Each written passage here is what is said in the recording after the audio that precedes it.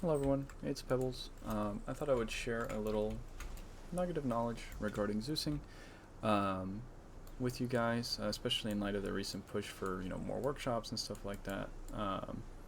Not to add a new workshop, but just as a little video reference for stuff that can be pretty useful to you. This is going to be an example of how group linking and information can help with your AI sharing combat information and being a little bit more responsive. So if you notice, I have this tank up on this hill here. I'm right in front of this assault tank. I'm kind of sprinting around in front of it. He's not really going to see me, even if I'm running like this back and forth. The AI is pretty bad at spotting, even in broad daylight. So, I could get it angry at me if I shot him. If I fire a couple rounds off, he'll start returning fire. But he's not really going to see me beforehand. Now, what I can do is, if I replace this tank here, this tank crew, again, will not really have any idea where I am. I'm going to replace this assault tank. It's going to chill there for a second.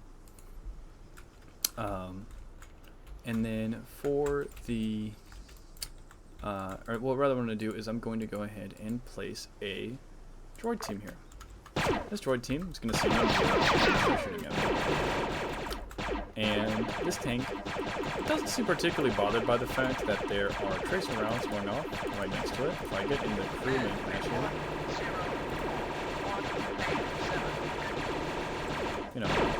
there's not really much communication that's happening between the crew. The crew doesn't really see, and that was me commanding the commander, but if I take control of the gunner here, the main laser cannon, they don't really seem to particularly care that there is a fight going on over there, despite the fact that it's a loud fight.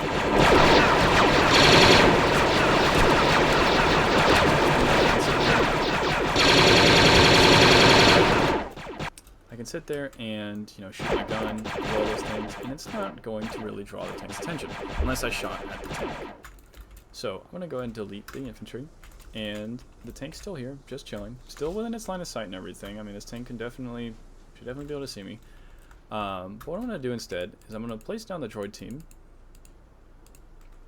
and I'm going to take the fuel out of the tank, and I'm going to link it to the droid team, so it doesn't move. And now you'll see that the tank sees me. The reason this happens is because the way that information sharing works is that AI do not share information between groups, at least not by default, so you have some lands. The tank will share information to these droids here, and the droids will share information to this tank, and so these droids see me, so now the tank sees me. And this principle can help you get a lot of effect out of your vehicles. And you can be pretty sneaky with it too. So I'm going to delete this group.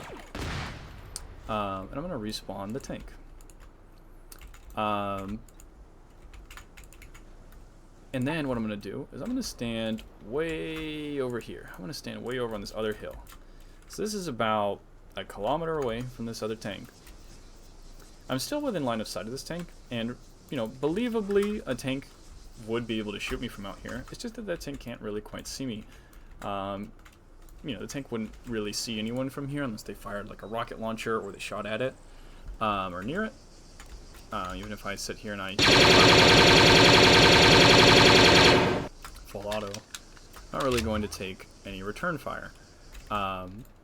But if I take a little, say it could be a droid team, could be anything really, but let's say I take a hover droid, fly it up in the air, and I take make sure it just doesn't injured, yeah, it's injured. And then if I take it, and just for example purposes, I'm gonna use the force look command to make the gunner look down at me. And I can leave the ammo in, but a lot of times you can just take the ammo out and have it just act as a spotting drone. But I left the ammo in just to show that it does indeed see me. It's up there, it's shooting at me, it wants to kill me. If I take this tank, and same thing as before, I take the fuel out. And the reason you take the fuel out is because if I group it to the hover drone with the fuel in it, the tank will start trying to move to form up on the drone. We don't want that, so we're just going to take the fuel out so it stays in position. But if I link it, you'll notice immediately the tank starts shooting at me. Giving off some shots. This is very scary, very dangerous. And if I were a squad of infantry on this hill, this tank would be pretty scary. You can mix and add more units to it and everything like that. You know, you can have dynamic things. This is just a very basic example. You know, I could have 3 tanks on that hill, and I could, link them all up, and they would all start shooting. I could have 3 tanks like that. I could have like a proton cannon. And notice how even though I'm spawning these right now, and they're all kind of witness to this tank shooting, none of them are really reacting, just like before. But if I take them all again, and I link them to the drone, I will suddenly be under a large volley of armored fire. As you might imagine, this is pretty scary for a group of players. It's pretty dangerous. Makes them, much more scary than instead of being kind of dopey and just sitting around. And it can help a lot with your defenses and engaging and all that stuff. You can put, it doesn't have to be a hover drone. It can be a droid squad. It can be another tank. It can be anything.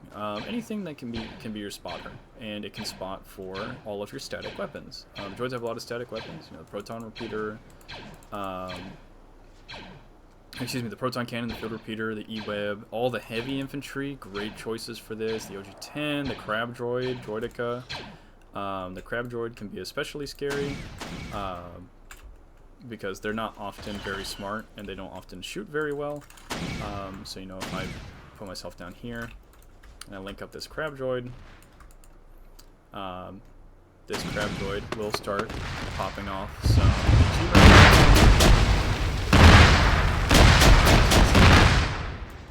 As you can see there, I'm flying around. Yeah, so I thought I'd just show that off. Hopefully it helps. Hope it's pretty useful for you guys. Nice little tool to have in your toolkit. And yeah.